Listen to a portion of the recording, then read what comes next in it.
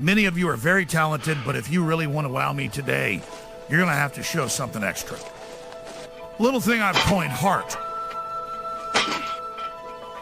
I think his mom drank when she was pregnant or something.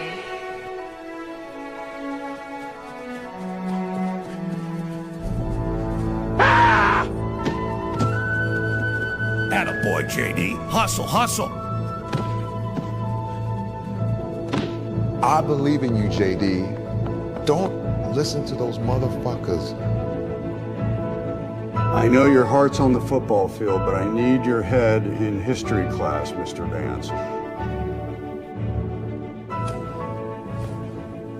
Yes, Vance, yes.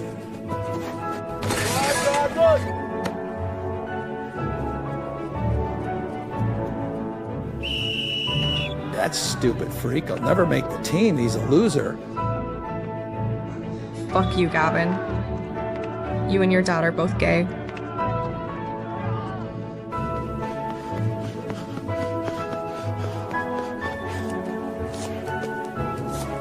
Damn it, Vance, I wish I had 100 of you. If only you could get those godforsaken test scores up. If you ask a hot chick to prom, I'll give you a C because history smiles upon the bold. Asking me for my permission to ask my daughter to prom is a really classy move.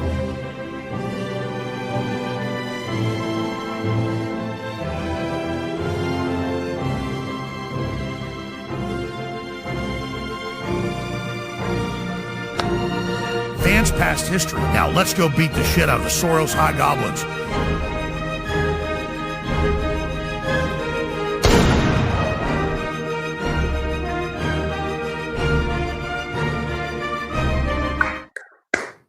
What's going on, everyone? Welcome into CobraCast 199. I'm your host, Jeremy Prime, Magi out of Unit 199. Happy to see all of you here on a Wednesday.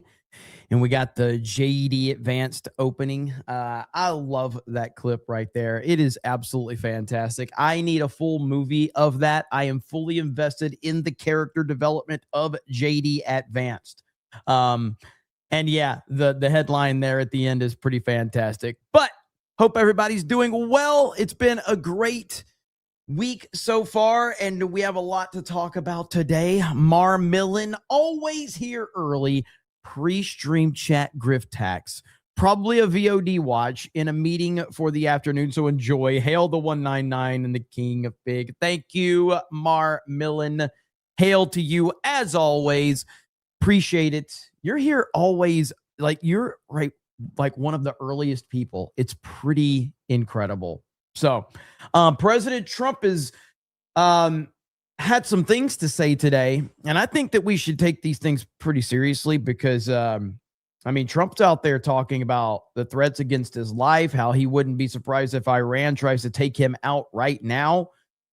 We know Trump is a badass and he has no fear, but I'm a little worried because it's clear that there's probably some serious threats out there right now, and for him to talk about that, little concerning. And of course, the Mitch McConnell stuff, it's getting worse, especially for Scott Jennings. We're going to go over that. It's looking real bad for him. Jared the Americans is going on a hike to look for Bigfoot. First time. Let's freaking go. I would love to go on a hunt for Bigfoot. I am fascinated by those stories, and even though I don't believe, it's almost like the Loch Ness Monster. I don't think it's real, but I'm not gonna get in that body of water. I'm not even going near it. You know what I'm saying? Matt says thoughts on X-Men 97 season 2. I didn't watch X-Men 97 season 1 because of all the nonsense surrounding it. So I didn't even see the season 1. So I heard it was pretty good though. The people that watched it actually liked it. But I personally just had no interest in it whatsoever. So I didn't even check it out.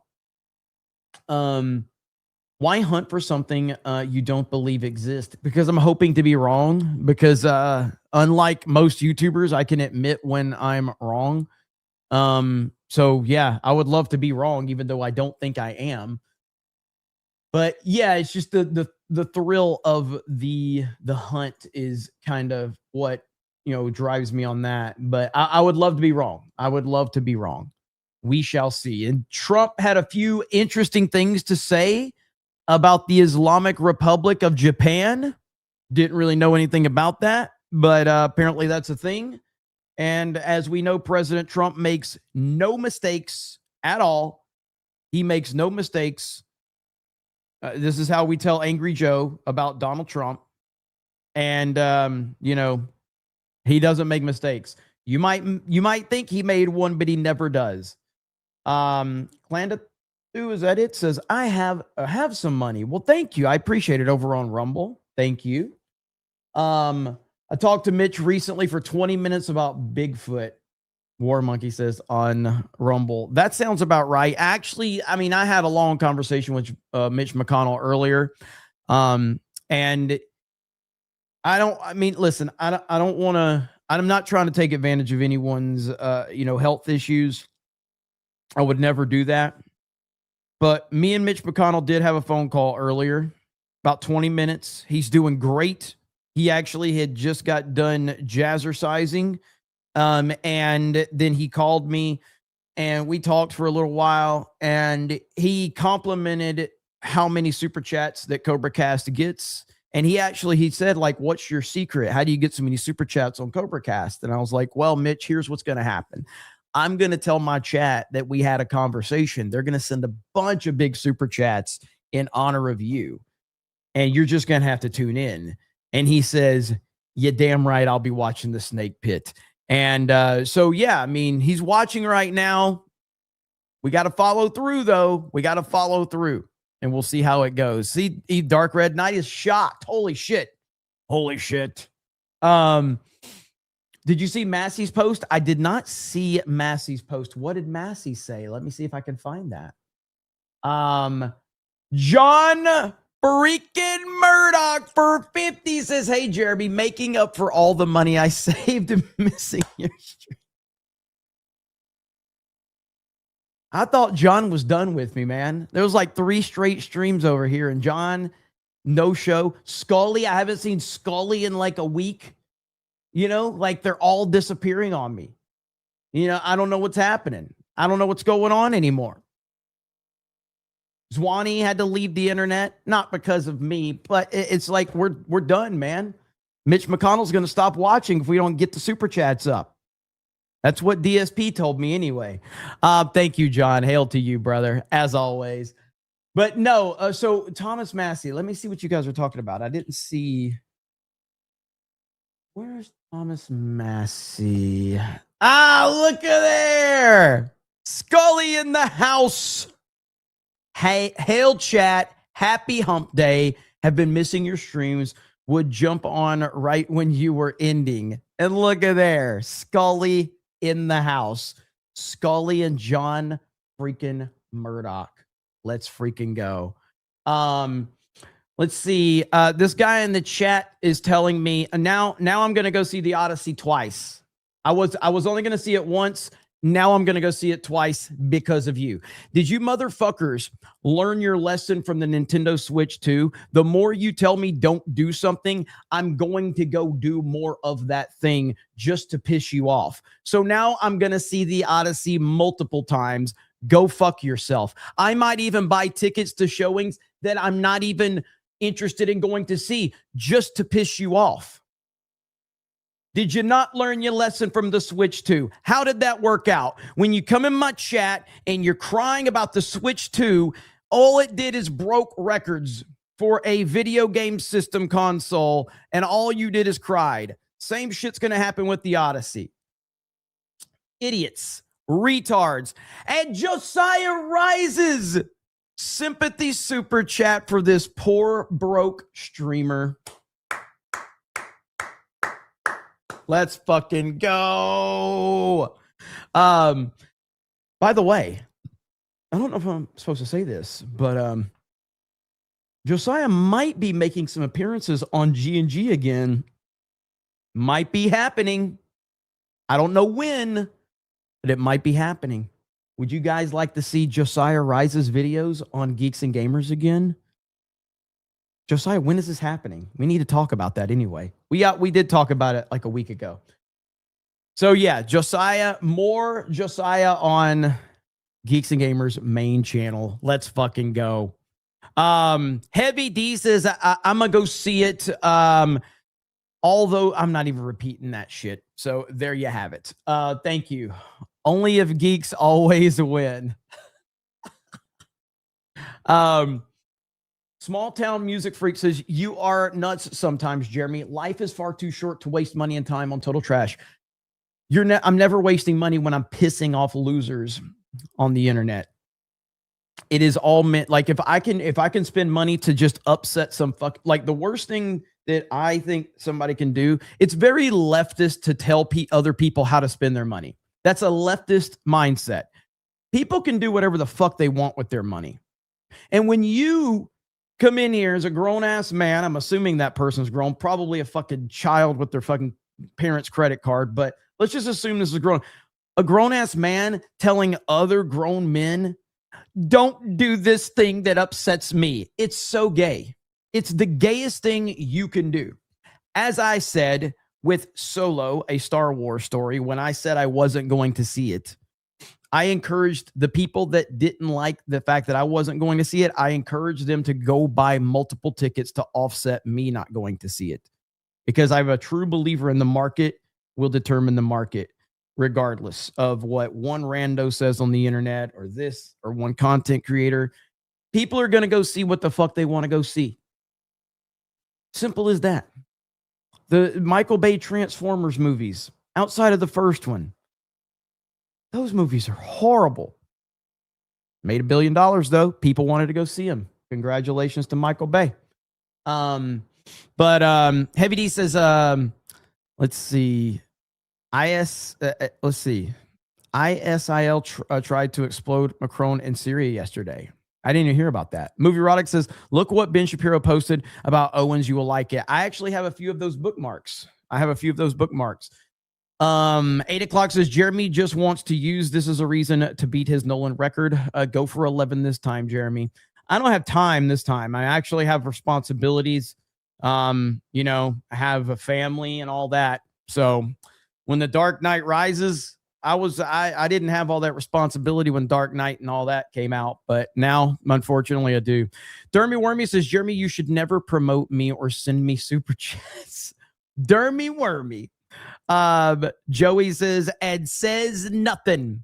Zinni Biscuit says, Mitch called me and told me to tell y'all to go see Young Washington. He did it.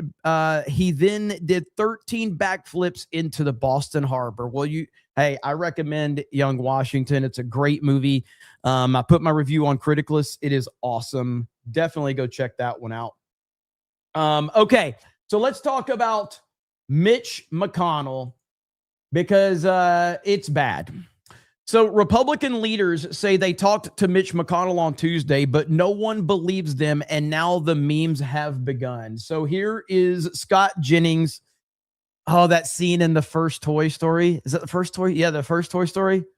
Hey, guys, it's Buzz. My friend Buzz is right here. That's a great meme right there. And that's exactly what it feels like Scott Jennings is doing right now. So right here, no one knows if if a U.S. senator is dead or alive. Because of growing rumors, CNN personality and former Kentucky Republican Scott Jennings, as well as other Republicans, say they called and talked to McConnell on Tuesday. Oddly, they all spoke to him for 20 minutes. Weird. Very, very weird. So Scott Jennings says, I spoke to my old friend Mitch McConnell this morning, the senior senator from Kentucky. Why do you act like this? Sounds so much like AI wrote it. This sounds like AI wrote it. Why did you need to say he's the senior senator from Kentucky? It makes no sense. Why can't you just say, I spoke to Mitch McConnell? Why do you have to add your old friend? It feels very much AI written. He's still recovering in the hospital. We talked for just shy of 20 minutes about Iran, Ukraine, the unfolding situation in Maine, my visit to the presidential library, and even a little bit of Senate history. I told him we want to see him back at work as soon as possible. It's ridiculous, man.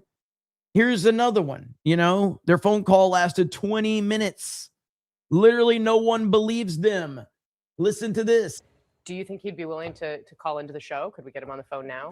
I wasn't really expecting him to call this morning, to be honest. So when the phone rang and I was able to talk to him, I was frankly pretty grateful. I mean, as I said, I've known him since I was a teenager.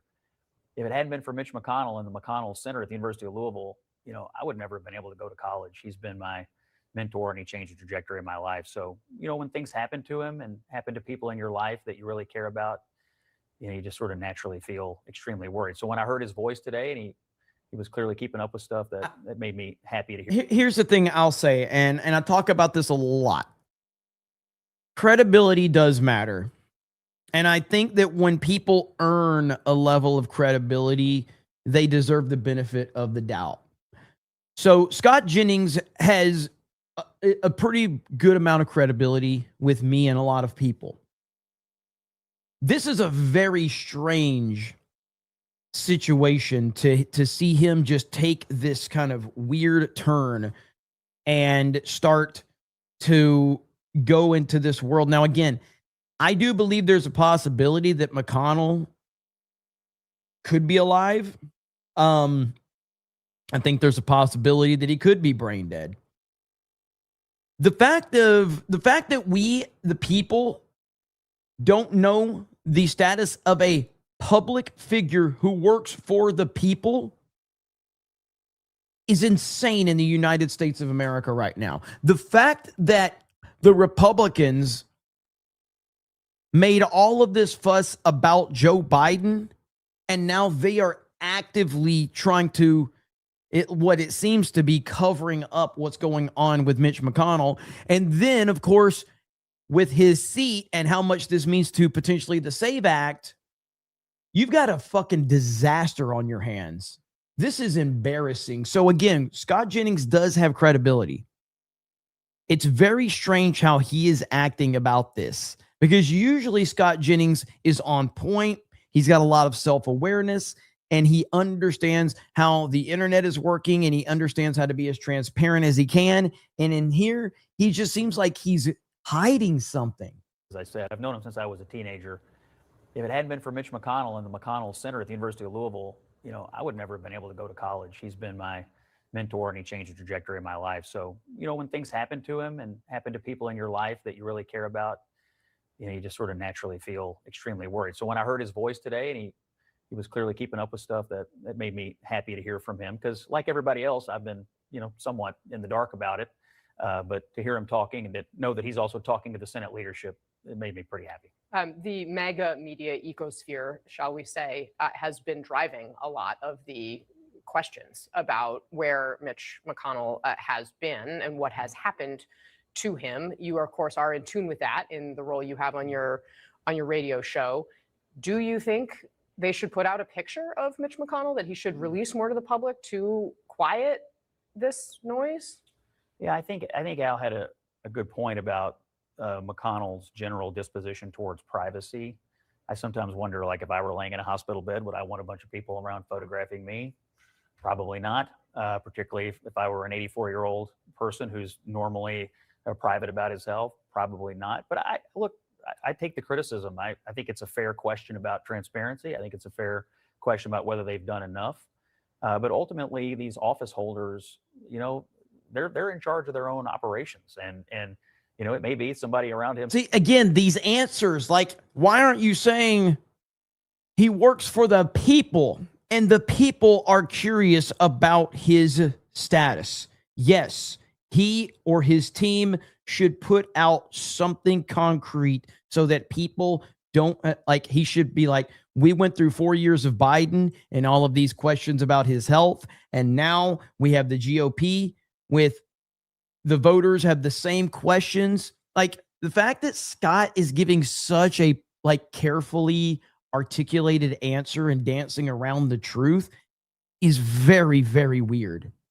Says, let's put out a picture, and he doesn't want to do it. I think that's a fair observation from Al. But all I can tell you today is all the rumors about him being dead or brain dead or his body's being hidden somewhere. I've seen all kinds of crazy things on the internet. That's obviously not true, because he picked up the phone and called me, and that was a good thing. Well, let him know. Our phone lines are open here at the arena. Like, I mean, if I have a regular job, and if I don't show up to work for several days, I have to prove to my employer that I am in fact sick, in the hospital, whatever. Like, how many times have you had to provide a doctor's note to prove of why you missed, X amount of days at work? Yet here we have a top political official, and all we're getting is a bunch of bullshit when people are demanding answers. After watching the same people in the GOP complain about what happened with Joe Biden, they're acting the same exact way now. This is absolutely crazy. Should he Long-time listener, should he first-time wish caller. to call in as someone who covered many of his Senate campaigns? Not as Ogdog says, I am your employer, streamer. Ogdog, you've never sent a fucking super chat ever. Go fuck yourself. I work for all the super chatters, not you. You shut the fuck up. Sit the fuck down. Don't act like you've ever sent a dime to me. That's directed at Ogdog, not anybody else. Even if you've never sent me a super chat, I work for all of you, but just not Ogdog, okay? Just to be clear, okay? But yeah, CNN literally said, if McConnell is so alive, why don't you call him right now, Scott? It's not just CNN that's skeptical. The governor of Kentucky has sent a letter requesting a health update. I also spoke with Mitch McConnell this morning. I pay enough. I pay attention, says Ogdog. Now everybody's doing these memes of like, hey, I talked to McConnell. I talked to McConnell, yada, yada, yada. If you are still in line to speak with Mitch McConnell on the phone for 20 minutes, stay in line. Oh, man, this is good. Just got off the phone with Mitch McConnell. We had a wide-ranging conversation and spoke for about 20 minutes. He's looking really well and feeling eager to return to the Senate. Weekend at Bernie's right there, just propping him up. Rand Paul and Lindsey Graham. That's one of my favorite ones right there. This is amazing. This is 100% so good. Hey, guys, it's Buzz Lightyear to infinity and beyond. That is so good. Oh, man. Oh, so good. I see dead people. And my favorite one, and I don't know if I could find it, my favorite one was the one where he's sitting up like the Undertaker just to vote on the SAVE Act. We all remember that one. The Buzz one is very good, though. That is definitely one of my favorite ones so far. Absolute cinema. The internet is great. The internet is the best thing ever. Some people don't understand how the internet works. Some people aren't built for the internet. But, this one is one of them. Yeah, right there. Hey, guys, it's me, Mitch McConnell. I'm doing fine. And everybody's like, something weird's going on here. Something fruity is going on here. There's another one, though, with McConnell sitting up like the Undertaker, which is the best one. May take me a minute to find that one. Good Lord, what a disaster, man. Now, he has been spotted. Mitch McConnell was spotted at a Cubs game. So, seems to be doing very well, by the way. So, seems to be happy. Just hanging out at the Cubs and Orioles game. I don't know what the big deal is. I don't know why you guys are making such a big deal of this. It's not a big deal. He's just hanging out. This is what he does. So now, but that's become the meme now, is that everybody's just posting all of these memes about him being in random places. That was the one where he was at Subway. Mitch McConnell, he's just hanging out at Subway, man. So what's the big deal? You guys on the internet need to chill out, okay? He's just hanging out, eating food at Subway. No big deal. No big deal at all. Now we all remember this. This is not a meme, but this is when he fell down. My name is Stella. I want to ask. Dude, this is like a year and a half ago, by the way. This is like a fucking year and a half ago. Stella, I want to ask, do you support ICE taking working people off the streets and kidnapping them?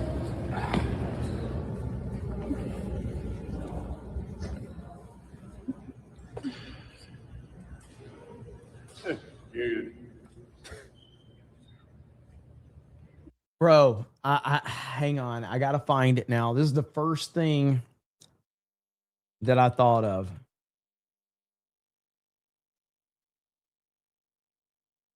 I got to find it.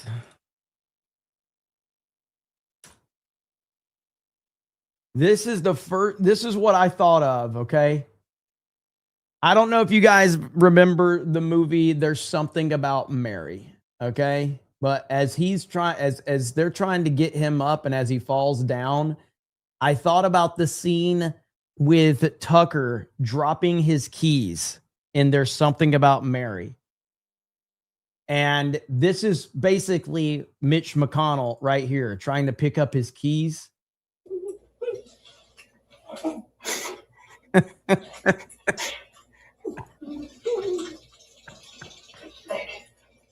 This is literally Mitch McConnell right here.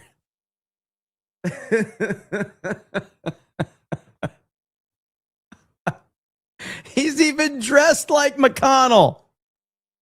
He's even dressed like him. And then I don't know if it shows the part where, yeah, he drops him when he goes out the door again, but that is him right there. See?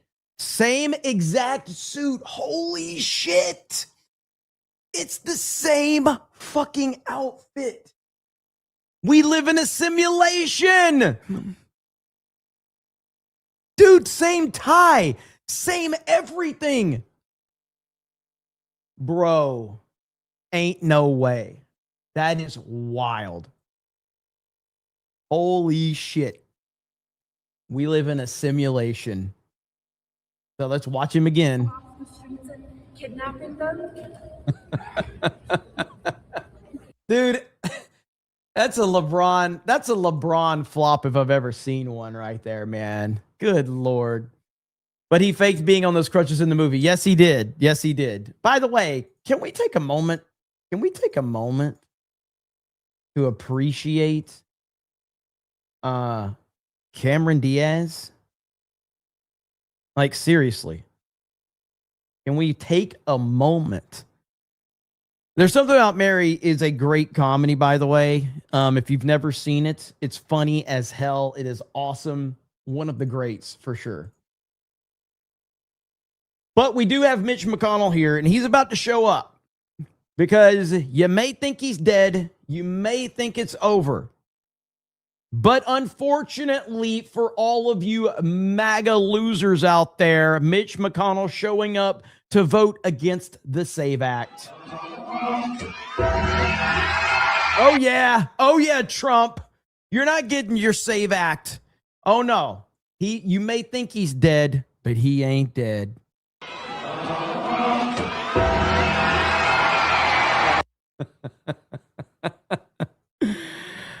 Let's see here.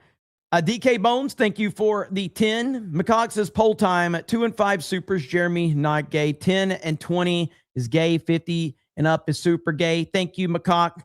Vlad says, my wife caught me listening to you recently and asked, why do you listen to this loser? I thought about it and I said, I don't know. Hail the 199. This is an accurate way to respond right here. This is an accurate way to respond. America's Ass says, talked to Mitch for 20 minutes and told him he old and gay. Caligula, did I say that right? Mitch saw the Kim K and Chun-Li skins in Fortnite and his heart gave out. That makes sense. 8 o'clock says, just got off the phone, guys. No worries. Mitch is just going through his yearly malt. It gets harder as he ages. That makes a lot of sense. Joshua says, we all know that he has most likely been dead for a month. I don't know why they cannot come out and confirm it, or if he's not dead, confirm he is brain dead. This is getting insane at this point. It's because of his seat. His seat is very important, and they do not want a pro-MAGA person. They want the person they can install into that. That's really what this comes down to.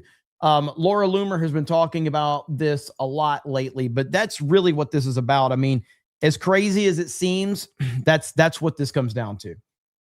And like right here, we spent 4 years calling out the Democrats, covering up Joe Biden's mental decline, and now Republicans are doing the same thing for Senator Mitch McConnell, who is brain dead. Mitch McConnell was found unconscious in his home on June 14th. He was repeatedly in cardiac arrest, reportedly in cardiac arrest, and there is verified audio circulating of the 911 call where emergency services were requested in his home in D.C. on June 14th. The same day, his staff confirmed he was hospitalized.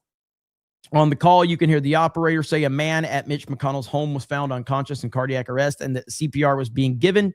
That means that Senator McConnell needed to be resuscitated. That's the whole purpose of CPR. Once a person goes into cardiac arrest, it cuts off blood and oxygen to the brain, which causes brain cell injury or death. I'm not even going to try to repeat that word. McConnell was found unconscious, and nobody is telling us how long he was unconscious for. If he was unconscious for more than 5 minutes, he 100% has severe brain damage and is a vegetable. This all comes down to one thing and one thing only. Right there. President Trump, they are trying to screw you. The rhinos want the Save America Act and the country to die alongside Mitch McConnell. That's what this is all about. And we're learning new details about the former Senate Majority Leader Mitch McConnell's health. McConnell has been hospitalized for more than 2 weeks, but his office hasn't provided any more information about his diagnosis or status. Is the story about his wife fleeing to China true? I'm pretty sure it is. I haven't done a ton of research on that one, but I'm pretty sure that one is true as well. Now, dispatch audio reviewed by ABC News shows emergency responders went to McConnell's home to attend to an unconscious person who appeared to be in cardiac arrest. Senior White House correspondent Selena Wang is here for those details. Selena, what more are you hearing about this? Well, Diane, the audio doesn't say who the person is, but this incident happened on the same day that McConnell was hospitalized on June 14th. What we do hear in the audio is medical personnel being sent to Senator Mitch McConnell's home to attend to an unconscious person who appeared to be in cardiac arrest. Take a listen to just part of that dispatch audio here.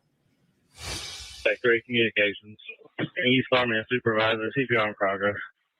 EMS to respond for cardiac arrest.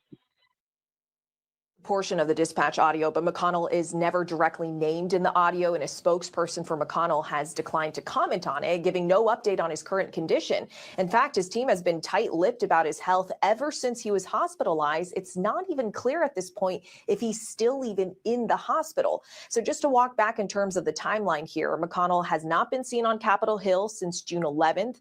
Then on June 14th, McConnell's spokesperson confirmed he was admitted to the hospital, saying he's getting excellent care. Then on June 22nd, his office indicated McConnell was still working on Senate business, but would not be on Capitol Hill for votes.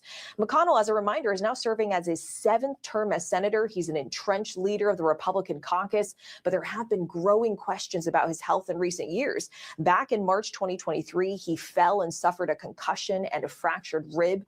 Months later, he froze mid-sentence during a press conference. No formal explanation was given for why that happened, but those episodes, Diane, happened before McConnell announced his plans to step down from Senate leadership.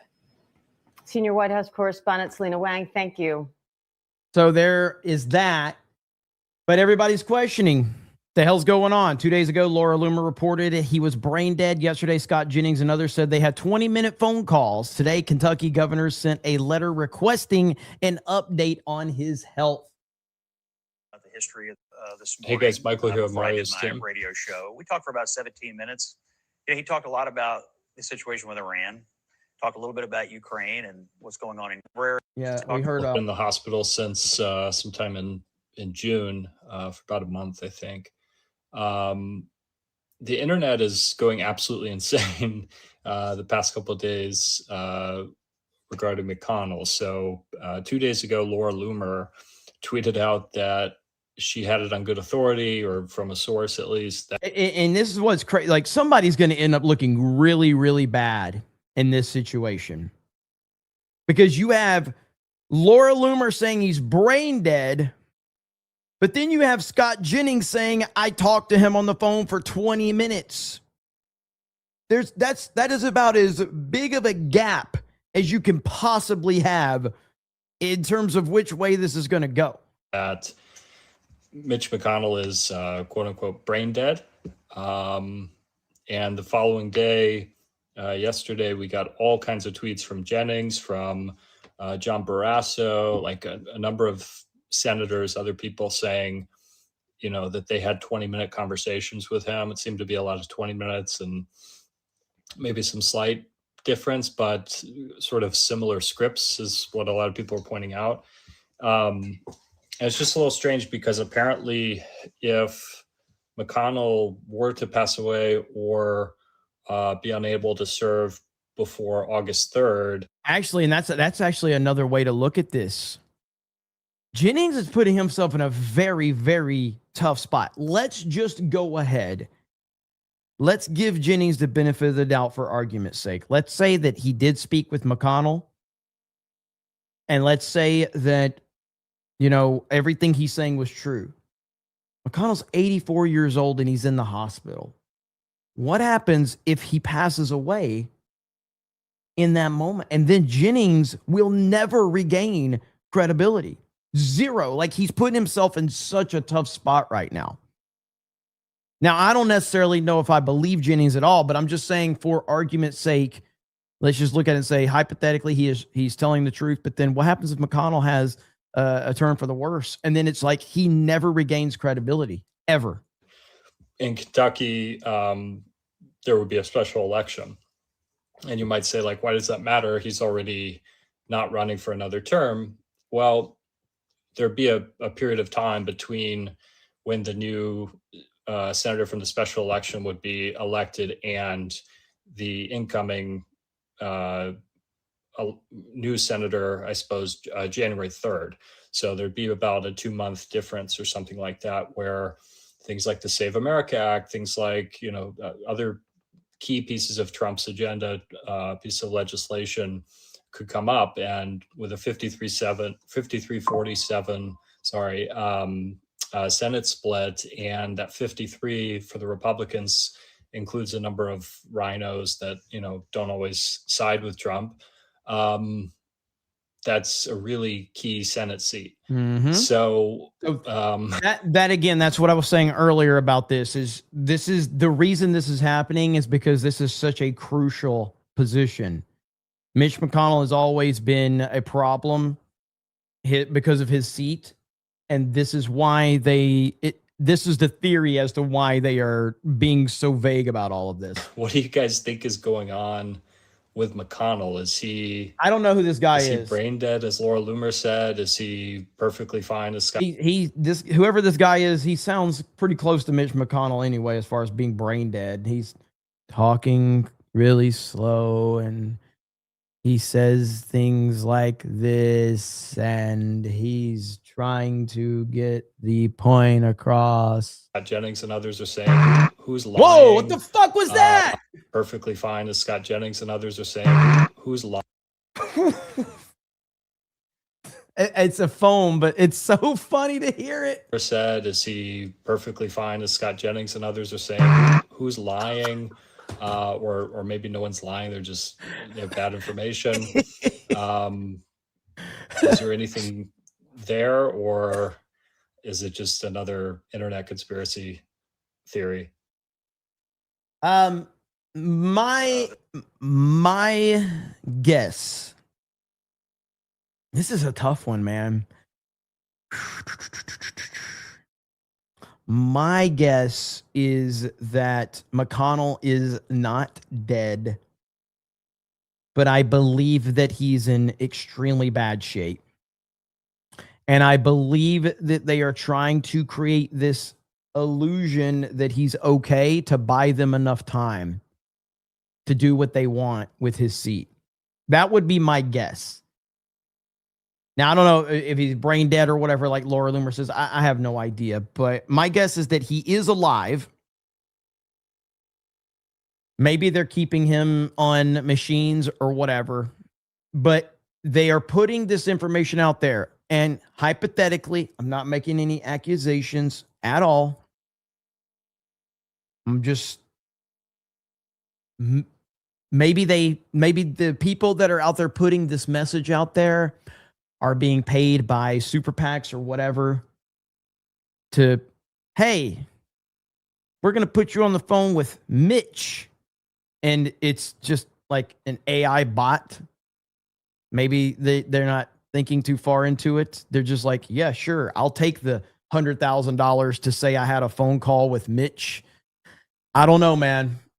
It's a weird situation, and it's not going away anytime soon. So time will tell. Okay. Next up on the agenda for the day, let me read some super chats really quick. First, Jay Shack says, for the Biden cover-up 2.0 tax. Thank you. The Hidden Bee says, get back to work, streamer. Caligula says, there is something charming and wholesome about Mitch, Nancy Guthrie, and Cardboard Ayatollah running some zero-build trios for the boys. Honestly, sign me up. Sign me up. Not only that, why can't we go ahead and get some squad? Why can't we get George Floyd Gaming involved in this shit? George Floyd was a gamer. That's one of the best YouTube channels you'll find. If they haven't taken it down yet. Let's see here. There's no way there's no fucking way it's still here.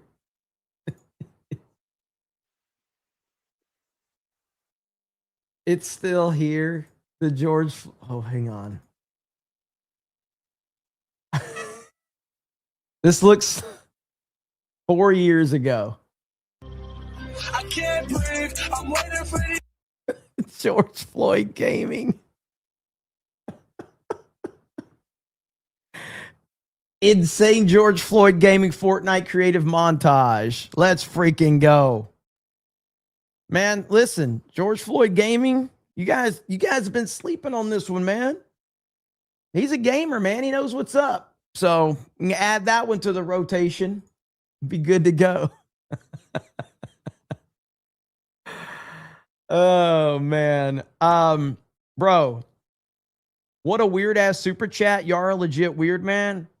If you thought that was weird, man, you ain't spent no fucking time around here.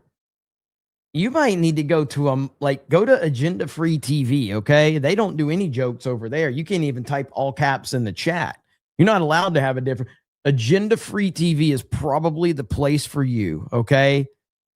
Because it certainly ain't here. The Snake Pit is not for you. Trust me. Lord knows you don't need to watch Main Event. Joshua says, here's the thing, though. If evidence does come out, he has been dead for a month, then all his votes since June 14th are null and void, right? I mean, at this point, the rhinos need to give up the ghost. It will open Pandora's box, dude. It really will. So there's so many layers to this. In theory, you are correct, but I'm not sure we're gonna get that much information because they don't believe we deserve it. Joshua says Scott Jennings is on CNN. I don't give a flying rat fuck what he says. All CNN mainstays are liars. Loomer is not much better, but I trust her more on this than him. I mean, Loomer, you got to know who Laura Loomer is. I like Laura Loomer. I don't know her, but we follow each other on Twitter, and she is 100% dedicated to Donald Trump. So I respect that about her. I've really never had a problem with Scott Jennings, but he is putting himself in a tough spot right now. W. Porter says, hey, Scott, Jeremy is basically brain dead, and he still shows his face on camera every day. Thank you. I appreciate that. You are correct about that. Scully for 50 says, I have missed this stream. Haven't laughed like this in a while. You still going to be in Vegas, Scully? Got to get that shirt to you. So are you still going to be there? We got Vegas in about a month, a little less than a month now. So looking forward to it. I can't wait. Hail to you. Yes, Scully will be there. Let's freaking go. Brother Career the 9th says, do you like ham sandwiches. Why do I feel like there's a joke to this? Why do I feel there's a joke? I don't know. But sandwiches are good. I prefer turkey. Don't answer that. Yeah, it's there's got to be a joke to this. No joke, I promise. I don't know, man. Just curious. Well, I'm a turkey or a chicken sandwich kind of guy. So, all right. But I mean, if you listen, I'm going to tell you guys a secret, okay? And I don't want to expose anyone, all right? But I'm going to tell you a secret, especially if you're in the South. If you want to impress one of the ladies out there, okay, especially in Alabama, okay, you just need to fix her a ham and cheese loaf sandwich. Boys, it's game over, all right? You fix her one of these, it's over, okay? Like, what's up, girl? Why don't you come over to my crib, get you some ham and cheese loaf, Oscar Mayer. You're going to fix that up, and she's going to be like, I'm yours. Whatever you want. Okay? So, that's it, man, right there. You're welcome. You're welcome. I just got you all laid right there. Okay? Jay Ritzy for 50 says, I like pulled pork sandwiches from Back Beach Barbecue on the 98. Is this a Panama City reference? Is this Back Beach Road? Is that what you're talking about, Jay? I know you're from the PCB area. Is that what you're talking about? Respect. I have not been to PCB in a long time. Yeah? Okay. So for those that don't know, Panama City, Florida, especially on the beach, Panama City Beach, Florida, you have Front Beach Road. That's kind of the strip where all the action is happening. That's where the beach is. That's where all the girls are walking down the street in their bikinis. I don't know if it's like that now, but it used to be like that. Then you have Middle Beach Road. And Middle Beach Road is kind of like where the water parks are. It's where some of the shopping is. And then Back Beach Road is more like the highway where you can go 50, 60 miles an hour. You probably still got some shops there too. I don't know if it has changed because I haven't been there in probably a decade, but that's how it used to be. So it's a great area. At least it used to be. Hail to you, Jay. Like I heard Club La Vila and Spinnaker have closed. That was crazy. Those places were like mainstays. Like for my wrestling fans, I don't know if you remember this, but the last Monday Night Nitro was at, I think it was Club La Vila. That was the last Monday Night Nitro. And that was the one, if I'm not mistaken, where Sting came in through the helicopter.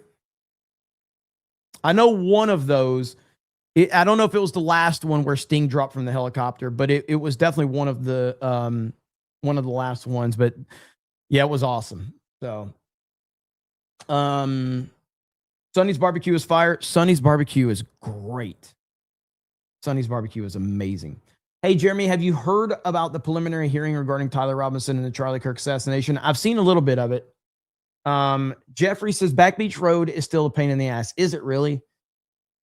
Yeah, that again, I've got a story from that. So this is no bullshit, okay? I've told this story before. But I get really, really aggravated with dumbass drivers, okay? And anyway, I was on Back Beach Road in Panama City Beach. This is years ago. This was when the WCW Nitro was in town, and I was going to work. I'm on Back Beach Road, all right? And this guy was just he was so aggressive. He had a Cadillac, and I'm trying to remember the story because this happened so long ago.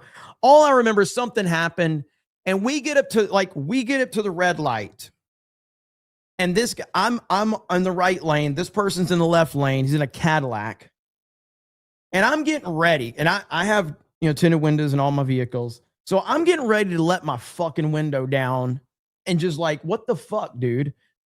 I look over, and I shit you not. It's Goldberg. In that moment, I saw my life flash before my eyes. And I just let the window back up and looked straight forward and just didn't. I was just like, please don't notice anything. Please don't know that I was upset, sir. I was like scared to death. It was fucking Goldberg. No, I'm sorry. It wasn't a Cadillac. It was, what is those cars? A Chrysler Sebring? Is that what it was? Yeah, it wasn't a Cadillac. It was a rental car. Yeah, I think it was a Chrysler Sebring. Hang on, let me look that one up.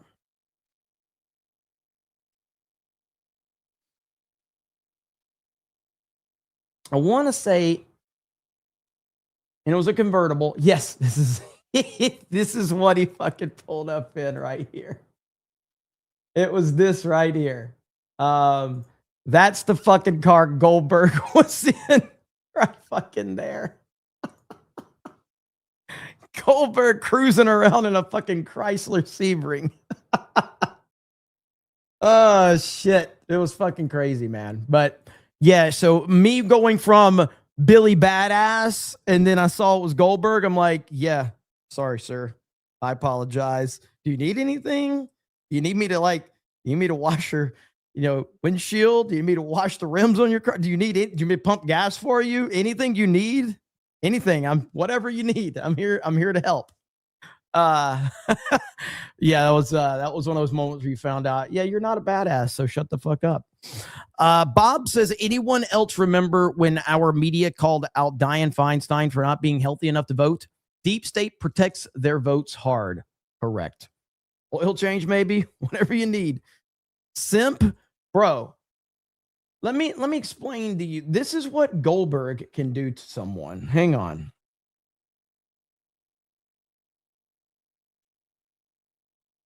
All right. This is what Goldberg would do to you. Okay. Let me find it. Here we go. This is Goldberg. Okay.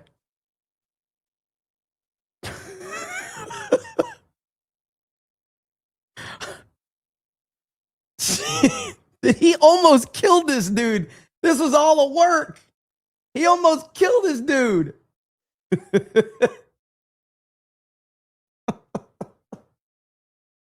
Look how close. That's crazy, dude. Yeah, I'll pass. Yeah, I'll just wash his windshield. So I'm good. He did. He almost landed on the rocks. That was crazy. Storm Shadow says, it's AI clone voice of Mitch calling his friends, voice probably made by his wife's home country. Did Candace blame Israel yet? Not yet, but the day is still young. Okay. Starkiller Sith Lord says, have you thought about a D-Day version of Kino Casino? No, I mean, those guys do a better job than I could ever do of the type of show they do. So McCock says, when y'all start talking about Windows on Tuesday night's main event, I thought y'all were going to start naming y'all's favorite flavors. I don't know what you're talking about. John Jones says, those who preach the loudest have the most to hide. Did Candace play a role in what happened to Charlie Kirk? I'm just axing questions. I'm just axing. Well, listen, today right now has been a wild day with all of that. Here's what I think is going on with the Candace stuff. I think that a lot of the people that are fed up with Candace, I think that they see a weakness right now and they are trying to pounce. I'm not sure that that's the strategy that's going to work, but let's put it into perspective right here, okay? Now, I will go ahead and say one more time. I think Candace is very smart. I think Candace knows exactly what she's doing. I think she understands that the people that she is talking to are the literal stupidest motherfuckers on the planet. And so she is pandering to them, and it's making her a fucking ton of money.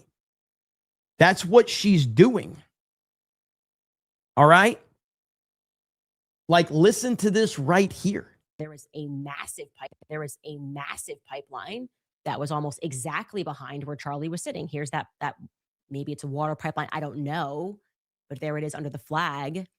And to your right, I went into my tips line and I saw that somebody had messaged me about this. More than one person messaged me about this. They're like, hey, yeah, there's like a whole underground thing there. And to your right, you're observing those two little boxes. And they told me that was a trap. That's what every streamer does. I mean, that's what a lot of them do. I mean, if I was to tell everybody to, you know, how much I was not looking forward to the Odyssey, that would probably be a good thing. But I am looking forward to the Odyssey. I'm going to be there opening night. But it would be better for me from a business standpoint to say, Christopher Nolan's going woke and he's ruining everything and all. Like, so I just have to be honest. I'm looking forward to it. I don't fucking care if that makes people mad. Door. Now, I'm not implying someone, you know, popped up and shot Charlie, but that's a close up of that area. I'm just implying that there's an entire underground there. And I remember when I looked at the footage, I felt like it was coming up. This woman is trying to tell you that Batman has a trap door and he killed Charlie Kirk. Like, that's what she's trying to say right now. So somebody had a fucking trap door. That's what she's telling people. And people believe it. They believe that there was a fucking trap door. What the fuck are we talking about? I don't know anything about ballistics. I'm not an expert. But if there was a hatch door nearby, then we can assume, as we should always assume with colleges, obviously stadiums, there's always an underground path. So I'm wondering if the federal government has explored the possibility that somebody could have been under Charlie and done that while everyone's looking around. Batman has a no kill rule. No, this is Ben Affleck's Batman. He can totally kill. Murder man. That's what we call him. And thinking that a shot went off from here, if that was just maybe like decoy number 2, and actually Charlie was shot from beneath him, which then could maybe explain why there was no exit wound. Again, I'm theorizing because I have a right to. I have a right to think. And that is interesting to me. Where does it go? Where do the tunnels underneath UVU lead to, right? That's an interesting question. Maybe everyone's looking up when we should be looking below. I'm not even mad at her, dude. Millions and millions and millions of people believe this bullshit. Is it her fault that millions of people are throwing money at her? Is it her fault that millions of people just blindly believe this retarded shit? I mean, if people didn't believe her, she wouldn't be doing this. If people weren't eating this shit up, she wouldn't be doing this. That's all she's doing. Not mad at her. Don't like her. Don't trust her. Don't believe anything she says. But there's a lot of dumb people out there that eat this up. She just said, breaking news, Ben Shapiro just confessed on his show that while Charlie was being transported to the hospital and bleeding out to death, his security was on the phone with Charlie's security receiving updates. I knew it. Someone explained to me why during the minutes while Charlie was dying in the back of his car, Charlie's security team was providing updates to Ben Shapiro's team rather than focusing entirely on saving Charlie's life and finding the killer. I will Oh my God. I'll remind all of you that Brian Harpole, one of the security members who was in the car en route to the hospital, is currently suing me and is using Ben Shapiro's lawyers, who has sued me relentlessly on Ben's behalf for the last 3 years. Ben Shapiro hated Charlie. Everyone knew that. So why the hell was this demon receiving updates in the mere minutes after Charlie was hit en route to the hospital? Who on Charlie's security team betrayed him in this way? Everything Ben did following the assassination made my alarm bells go off. I have told you guys that there is something about the Daily Wire and their relentlessly stalking of me following my firing that has made me feel altogether unsafe. I have felt their obsessive focus on destroying me is deranged and increasingly dangerous. Why did Andrew Colvett, what did Andrew Colvett mean when he told me it was supposed to be you? Why did Turning Point betray Charlie so quickly by allowing Ben to open at AmFest after declaring immediately that he would pick up Charlie's blood mic? Why didn't Ben mention this before today, that he was receiving status updates while Charlie was bleeding out? I clocked that Ben was too invested in this, his energy on stage demanding that Megyn Kelly call me evil, and his overprotective stance on Erica always registered to me as deeply nervous. Ben Shapiro is satanic. Everything in my soul tells me he worships Satan. Literally, look at his demeanor in this clip. We need to find out exactly who on Charlie's team betrayed him by providing immediate updates on this parasite. Share far and wide. So I remember where I was when all this was happening. I was in Los Angeles. I had sort of a breakfast/lunch meeting with somebody. And I got the news that Charlie had been shot, and my security was on the phone with Charlie's security because nobody knew what the hell was going on. Well, Charlie was still in the back of the car, and we were sort of getting updates along the way. At 2:40 p.m.,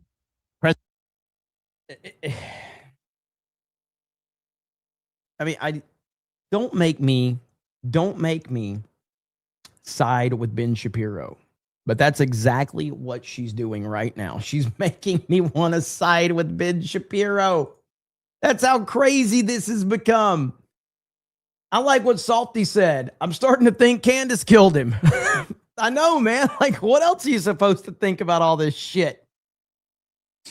But truly what has happened is that she's just found something that is making her a lot of money. That's really all this comes down to. And I've seen that Jeremy Boring is responding to her a lot right now. Even Jeremy Boring responding like this. So Boring says, I was responsible for Ben's security for a decade. FRG has provided that security for years. Ben does not have his own security apparatus. I was sitting at lunch with Jake and Robin when Charlie was shot. They were aware almost immediately. We were in touch with TPUSA team almost immediately, and they were almost immediately conferring with their own team to ensure their clients, including you, were safe. You're right that they're honorable men. They're good at their jobs too. I will say everyone at Daily Wire knows is a fun use of whatever that word is, closure, though there's no one better at rhetorical manipulation than you. So yeah, geez, man. They were Candace's security firm. Ask her. I would imagine it's because when something like this happens, there is the possibility that it's not an isolated attack. The security team all knows each other and extended professional courtesy to one another. I am just blown away that I'm just blown away how good she is at this. She is good at this. That's really what nobody that hates her wants to admit. Candace is phenomenal at what she does. Jeremy Boring will admit it. Jeremy Boring actually knows how good she is because he's admitted how talented she is. She is incredibly talented. She is incredibly good at this. She is one of the most manipulative, performative people I have ever seen, and she is phenomenal at what she does.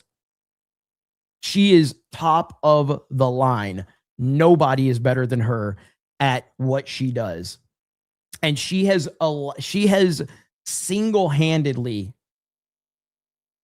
just ruined the entire singular narrative of the assassination of Charlie Kirk. It's amazing. It's one of the most horrific things we have ever seen. To a genuinely good guy in Charlie Kirk, by all accounts, a genuinely good man who was assassinated by a trans furry freak and a left-wing nut job. And that should have been a unifying moment for the country. And in a lot of ways it was. That should have been a moment that unifies us beyond belief, that makes everybody forget all the petty differences and looks at this. And there's still going to be left-wing retards out there that are going to not be on the side of common sense. I get all that, but it's one of those moments where it would bring a lot of people together. And she has single-handedly just destroyed all of that unification that could have happened. And she's talented, man. Credit where credit's due. And a lot of, Big Con Inc. has a lot to do with that. The PragerUs, the Daily Wires, the Turning Point USAs, they all hired her and elevated her. Because why? Because she was a black woman that knew how to complete a sentence. And they said, we got to hire her to prove we're not racist and sexist. Oh, wow, there's a black woman that's not named Shaniqua, and she can complete a sentence. Pay her millions. Put her on TV right now. This will show we're not racist, guys. They all played identity politics, and it bit them in their ass. That's what happened. You elevated someone based on identity politics and virtue signaling, and it's bit you in your ass. Happens. It happens. It's happening to Christopher Nolan right now. Who's the one person causing him the biggest headache in the marketing of the Odyssey? Lupita Nyong'o. Happens to the best of them. Josiah says the thing that shows how evil she is she started to put out these narratives while Charlie's body was still warm. She immediately saw the clout with this and jumped on it. 1,000%.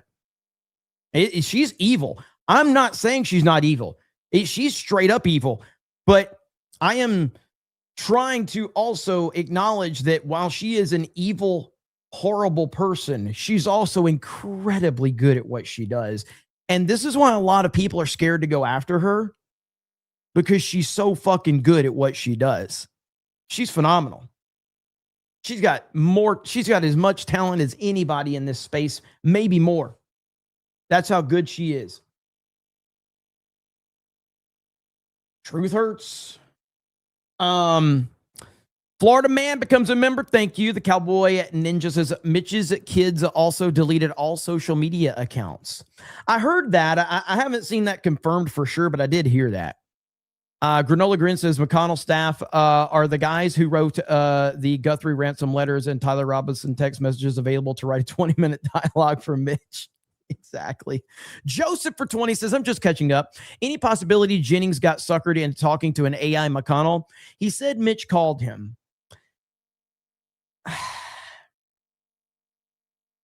I don't want to think that Jennings is that stupid.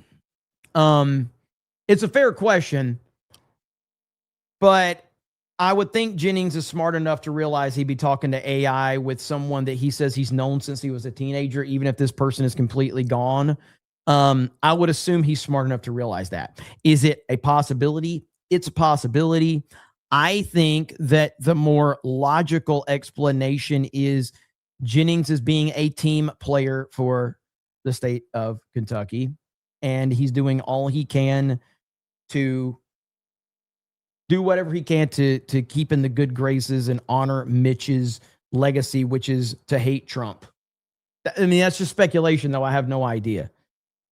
And then Munchie Ninja 420 says Andrew Wilson has been relentlessly going after her, trying to get her to talk to him so that he can make her look like the witch that she is.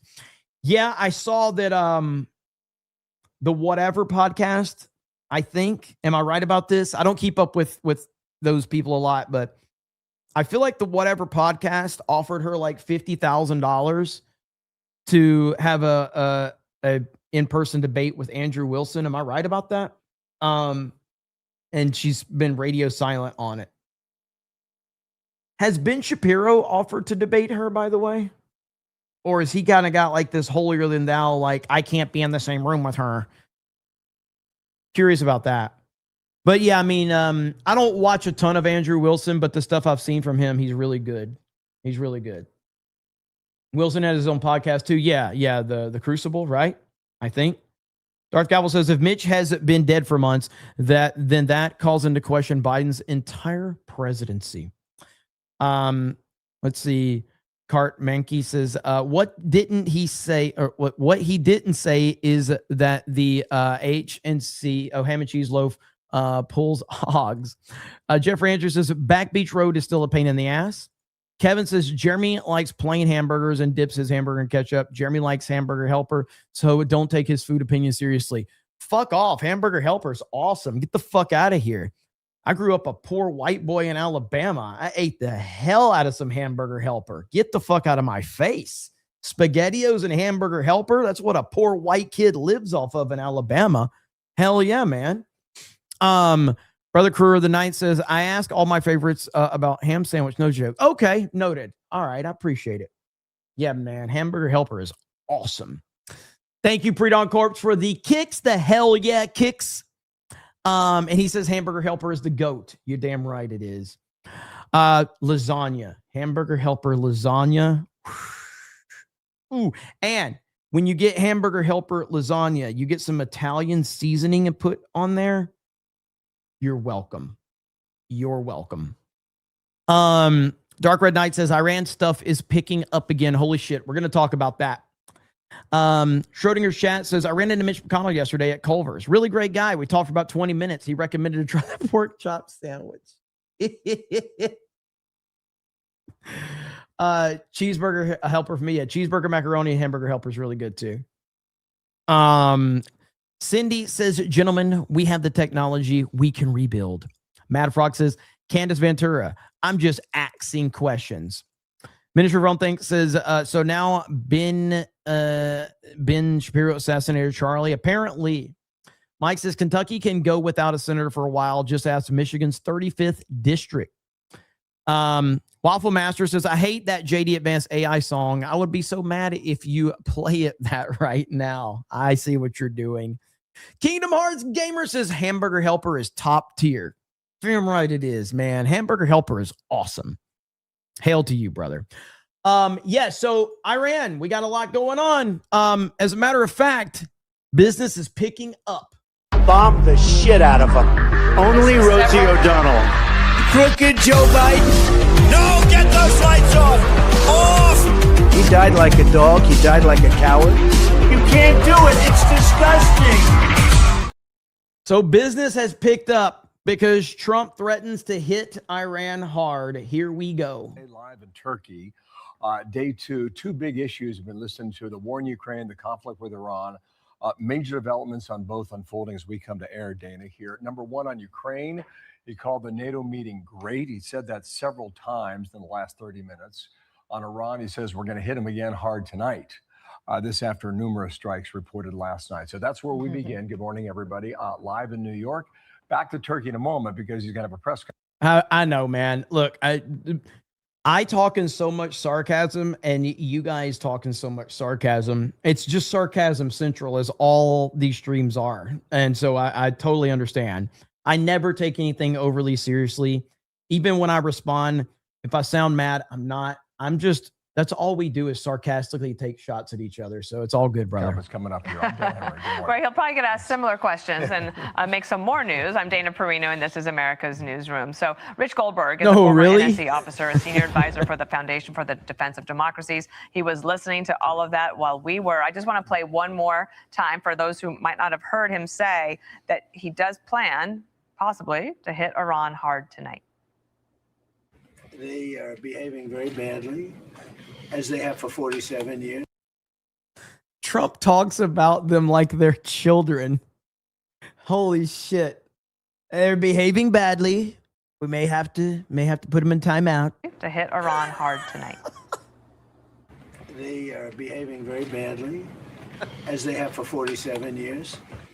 And we hit them hard last night after they launched a couple of, you don't have to know about this, you got stuff on your mind, but they launched a couple of drones and one rocket, one missile, and at ships, because they were in the strait, which they have every right to be. And so we hit them very hard last night. Very, very. I'll probably hit them hard again tonight. I'll give them a little warning. We're going to hit them hard tonight. And Rich Goldberg, maybe the Iranians want to be hit because they're the ones who keep breaking the ceasefire. Yeah. Well, I think the battle for Hormuz is on, Dana, and that's what we are watching unfold.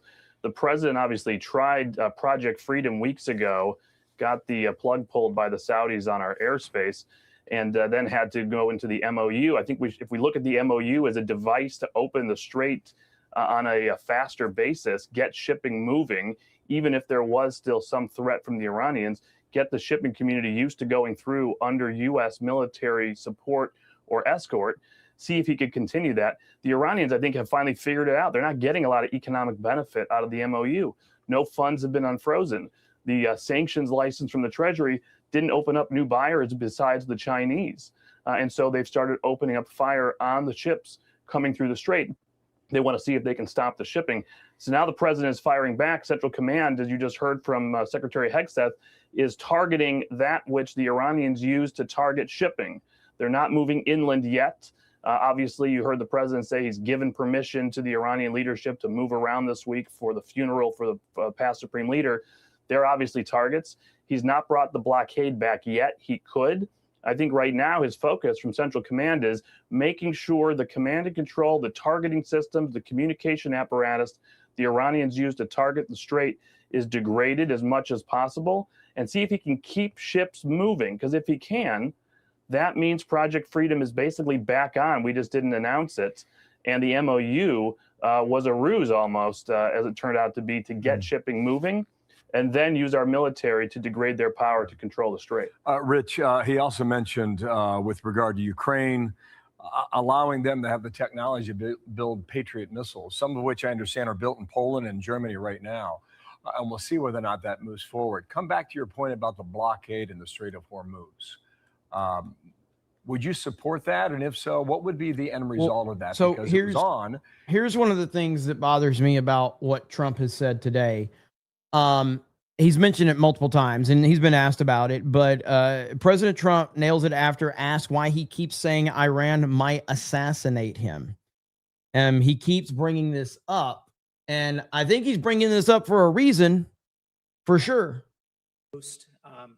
I know it's a little low. You to address speculation that you're leaving Ankara not in the new Air Force One because of security concerns involving Iran. You've spoken today twice about them possibly assassinating you and possibly being successful. Did that concern have something to do with it? Well, I speak about it a lot because, you know, the life of a president is very dangerous. It's 5.2%. You know what a race car driver is? 1/10 of 1%.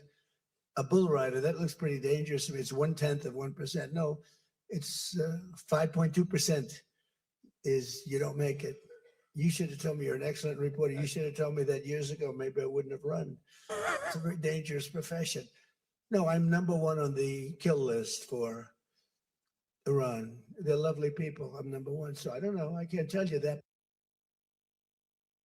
They're lovely people. I'm #1. But I don't really care because I'm doing my job and I'm doing it, I hope, better than anybody's ever done it, because we have a country that's hot and really, really successful. But I mention it only because it's on the list. I mean, it came out. There was another list came out yesterday, and I'm #1 on.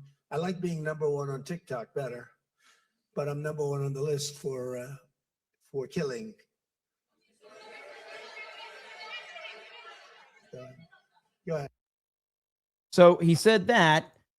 And then right here, President Trump's reaction to being #1 on Iran's kill list. I don't really care because I'm doing my job. I like being #1 on TikTok better. #1 on the kill list for Iran. Thank goodness the audio is boosted on this one. They're lovely people. I'm number one. So I don't know. I can't tell you that, but I don't really care because I'm doing my job and I'm doing it, I hope, better than anybody's ever done it because we have a country that's hot and really, really successful. But I mention it only because it's on the list. I mean, it came out. There was another list came out yesterday, and I'm number one on. I like being number one on TikTok better, but I'm number one on the list for killing. Dude, he's just so fucking casual about this shit. This man is the most threatened human being on the planet right now. And he is overseas in a foreign nation, and they're asking him about why he's number one. He's like, I'd rather be number one on TikTok, but they're lovely people. Like, the dude is built differently. I honestly believe that Trump, I want to be careful about how I say this. Like, it goes by what Joe Rogan said. Remember when Joe Rogan said that he talked to Trump about the security concerns at the White House UFC event? And, you know, Mr. President, you know, are you, what happens if, somebody bombs us or something? And Trump's like, we all got to go some way. So it's almost like Trump has this mindset, like, if they take me out, it will be it'll be the thing that cements my legacy. It'll be like the most badass way to go out. You know what I mean? Like, I feel like that's where he's at, where he's like, I'm going to do whatever I need to do, and we'll let the chips fall where they may. That's his attitude. How can you not respect that, dude? Now, that's fucking badass. So that is awesome. And that's a true leader right there. No fear, none at all. Here he says, I've been right about everything, and I have been for a long time. That's how I got to be president 3 times. That's how I won 3 elections. I did very well in the second one. Won it. The rigged election. An oil glut right now because we got all those votes out of the Strait, and it's going to drop. And I've predicted everything. I've been right about everything, and I have been for a long time. That's how I got to be president 3 times. That's how I won 3 elections. I did very well in the second one, won it. It's a rigged election, but I've been right, and an oil glut right now. This pisses people off so much when he does that. And yeah, the man makes no mistakes. Okay, well, maybe this one. Okay. Trump, the Islamic Republic of Japan attacked our aircraft carrier. 11 missile shot by the Islamic Republic of Japan. They were shot at the aircraft carrier over a period of about 1 hour. 111. Oops. You might have gotten that one wrong there, Trump. Maybe a bit of a slip up. Maybe just a bit of a slip up. Okay.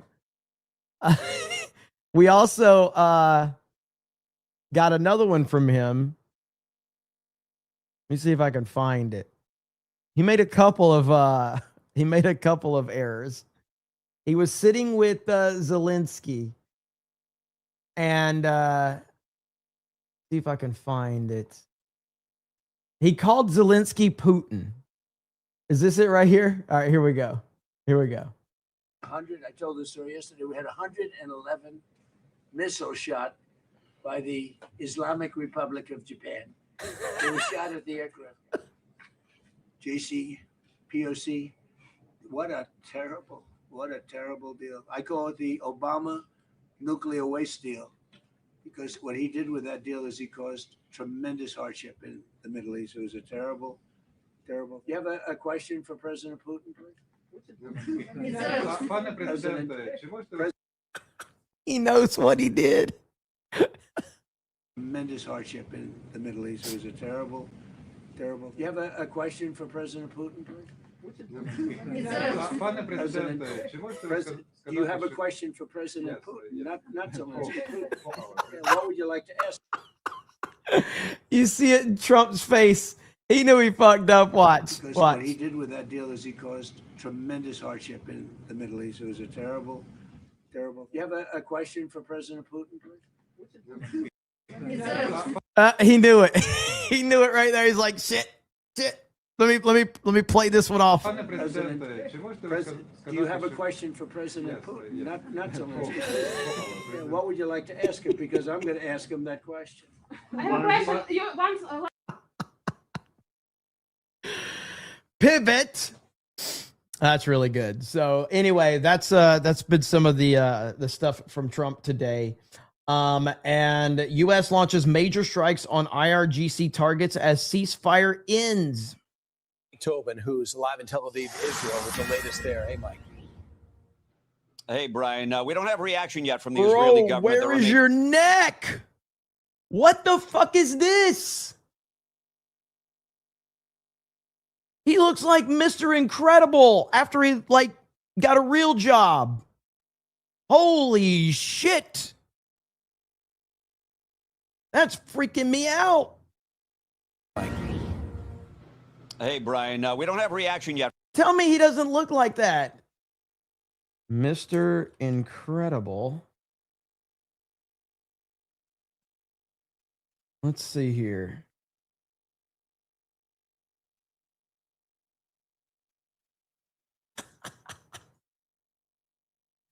Right here.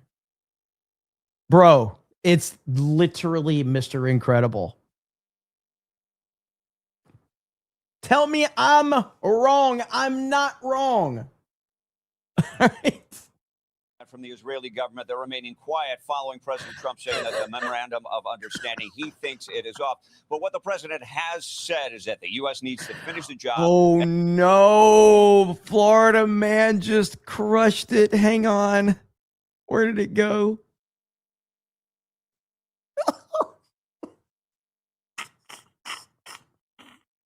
He looks like a bad N64 character. No. Oh, no. Oh, that's so good. That is so good. And Iran will not have a nuclear weapon. The denuclearization of Iran, and we're going to denuke it. We're not going to let them because they're crazy and they can't have a nuclear weapon. I think they're incompetent, by the way, because if they were competent, they would have made a deal a long time ago.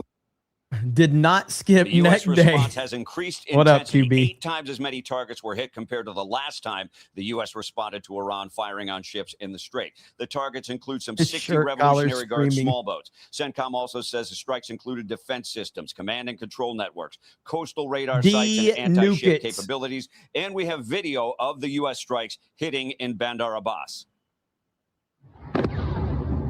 Whoa. Iran responded by firing into their neighbors, Kuwait and Bahrain. The official Iranian news agency claims to have hit some 85 targets in those countries. Details on the number of targets are not confirmed by other sources, but sirens sounded in Kuwait and Bahrain.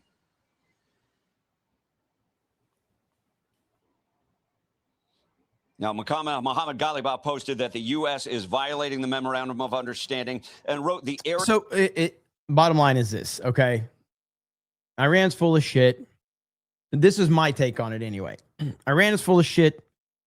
You can't negotiate with them. There is no negotiating with them. When we had a ceasefire, when we had this, MOU, what did we all say? Everybody said it. So I'm not saying it was me. We all said it. This isn't going to last. Okay? It's just not. There's no chance that this lasts. I don't know what the end result is with this because Trump is on the public side, and I do reserve the right to say that there's a lot going on behind the scenes that I don't know and you don't know. But on the public side of this, Trump is trying to negotiate with people that are not interested in negotiating in any way, shape, or form. We are dealing with complete lunatics. There is no negotiation with them. So I don't know what the end game is. I don't know what is hoped to accomplish. It seems like a lot of our resources are being just completely utilized for whatever reason when we all know that these clowns are not going to negotiate. So it's getting a little old, but got to call it like it is. The era of bullying and extortion is over. It leads nowhere. We don't fold. And it all happens after 3 oil tankers were struck by Iran on Tuesday. The tankers disobeyed Iranian directives to follow their approved shipping route and instead followed the routes established by Oman and backed by the U.S. The ships were warned by Iran before they were struck by unidentified projectiles. The U.S. has also revoked the license that allowed Iran to legally sell oil in the open market. That's the first time Iran had been able to sell oil for U.S. dollars in years. Iran had been suspected of selling oil to China illegally for a long time. And it all happens during the 6-day funeral for the late Grand Ayatollah Ali Khamenei, a period of time in which even President Trump said he's giving Iran time off, even from negotiations. Guys, back to you. Mike, thank you. You know, I think it's really important, this 9:15 press conference, which I'm sure is running late now because this Zelensky meeting is running late.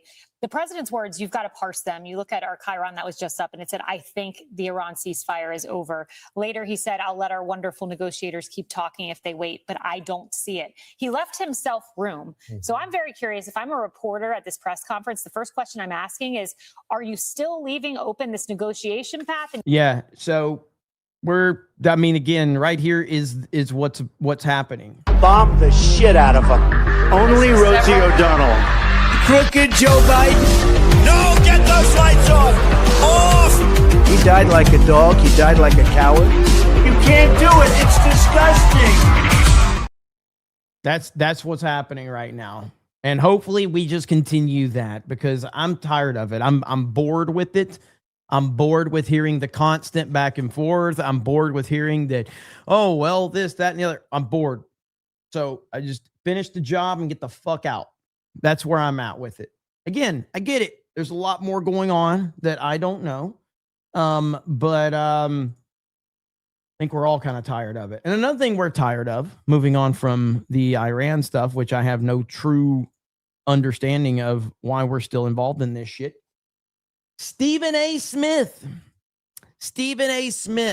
goes on a racist rant. Now, to be clear, in isolation, I don't care what he had to say because he's not wrong, but you can't say what he said on the opposite side of it. And this is the problem with left-wing propaganda. You're allowed to talk about white people. You're not allowed to talk about any race in the same generalization way that they do. So here's what he had to say. What 3 top players are white dudes? Really? This ain't golf. This ain't baseball. Hell, it ain't even soccer. Somebody got to say it, so I'm saying it. This is basketball. I'm not complaining. I'm simply making the point. The Los Angeles Lakers, you ain't going anywhere being led by 3 white dudes in today's generation of basketball. I'm letting you know right now, it ain't happening. All right, Stephen A., you're not going anywhere with 3 white dudes leading your franchise, in this case, the Los Angeles Lakers. I've heard you defend this statement. What I would say to you is this, and I'd love to hear your response. A, you're wrong. Luka Doncic, Nikola Jokic. You Cooper telling Flag. me I'm wrong about a basketball take. That's funny, but go ahead. Go ahead. That's really funny, but go ahead. I mean, Stephen A's made a career of being wrong about even the NBA. He knows the NBA. I've been watching him for a long time. He knows the NBA, but he's been wrong a lot with his predictions, especially when you get into the playoffs and the finals. He's wrong a lot. But that's really not the point. The point being is that you can't say what he said about black people or Mexicans or any other race. You can't do it, but yet it's okay for him to generalize about white people in basketball. It's funny and correct at the same time. Go ahead. It's Luka false, go ahead. Doncic, I can name the 3 of the best players in the NBA right now that are white, and if they led the Los Angeles Lakers, that would prove your proposition false. That's number one. Number 2, if we reversed it, and more importantly, if we reversed it, and I know you, Stephen A., if I came out and said anywhere, any place, anytime that a black quarterback couldn't win the Super Bowl, I'd be wrong, and you would also say, Will, that is racist. You wouldn't accuse me of being a racist, but you would say that statement is racist. And I can say the same to you now when it comes to basketball. Well, first of all, you can. And I'm not going to be offended by it. I've known you for years. I know exactly where you come from. I'm not offended by your question. Allow me to answer. I'm not backing up from what I said one bit, not even a syllable. I'm going to repeat it again. A trio of white players in the NBA has never led a team to a championship. The top 3 players on a basketball team being white in the NBA has never led an NBA franchise to a championship since the Minneapolis Lakers did it between 1949 and 1955. You want to go to Jerry West and them, I'll give you Wilt Chamberlain. You want to go to Boston Celtics with... I have, he may be about to address it right now. The Larry Bird Celtics, I think Robert Parrish is probably going to be mentioned as one of the best 3 on the team. Bird was the top dog of the team, no doubt about that. McHale, but I don't think Danny Ainge. It's going to be Robert Parrish is going to be the 3rd. Yep, you're saved by Robert Parrish in this debate. You're saved by Robert Parrish because with Bird and McHale, we got 2 of 3. I'm answering your question. That's why I said, listen to what I said. Trio. I didn't say duo because you could have went Bird and McHale. You said I didn't say that. I said trio. 3. What happened? You got some history. You got some history. So did the guys that said the same thing before Doug Williams. So did the guys that said the same thing before Doug Williams. No. You don't get to tweet that. I said basketball. I pointed out how great players exist in football, tennis, golf, baseball. I said, but in the sport of basketball, this does not happen. That's what I said. And my point is, I'm factually correct. The point that I was making is that... Oh, you want to talk about facts? Are we allowed to talk about statistics in crime? Since it's factually correct, are we allowed to talk about facts? Are we allowed to talk about statistics? Suddenly those things become racist. When you start talking about crime statistics, suddenly it becomes racist to talk about facts. 3 dudes in today's generation, with all of these dudes that exist in the NBA, I'm telling you right now, the Lakers might not be a top 6 seed in the Western Conference next year. I'm not asking. I'm telling you. It's going to happen. So this is a crazy situation. And again, like I said, I don't think that Stephen A is completely wrong in isolation, and I have no problem having that conversation as long as we can have honest conversations about statistics and racist and all of the stuff that's actually going on. There's plenty of racists out there that are calling white people horrible things, and I'm not allowed to complain about them. I'm not allowed to hold them accountable. The mainstream doesn't hold them accountable. But as soon as a white person says something, suddenly racism bad. It's crazy, dude. So that's the problem. And it's always been the problem with this, is that you can't have these conversations unless it's a conversation that's specifically about white people. But the moment that you bring it up with any other race, suddenly everybody freaks out, loses their minds. People get canceled. People, get fired from their job. People, get labeled this thing for the rest of their life. But Stephen A, the poster boy for ESPN, says this about white people. No big deal. No big deal at all. It's fucking crazy, man. Absolutely ridiculous. Speed Force says Ben Shapiro released a video yesterday addressing Candace. It's called "Debunking the Evil Candace Owens is Spreading." How long is the video? Because I'm not going to watch like a 20-minute video from Little Ben, but I might watch a shorter one. Let me see here. I said many times, Ben Shapiro's pop culture takes are better than his political takes. I really can't stand his politics. But let's see where we're at here. Yeah, that's a 54-minute video. I ain't watching that shit. So not going to do that one. But thank you. I maybe if there's some highlights, I would check that out. Bumblebee says, all right, which soundtrack are you picking? OGMW2 or Black Ops 2? It's close. I would take Black Ops 1 over either of them. But since you don't have that in there, Black Ops 2 has an awesome soundtrack, but I think I'm a little more. Gosh. Yeah, I'm taking MW2. MW2, but it's close. It's very close. MW2, though, would be my pick. Josie says, remember they did the same exact thing with Supreme Court Justice Ruth Bader Ginsburg. Commie trash was dead for a while, then Trump replaced her. Wait a minute. Hang on just a second.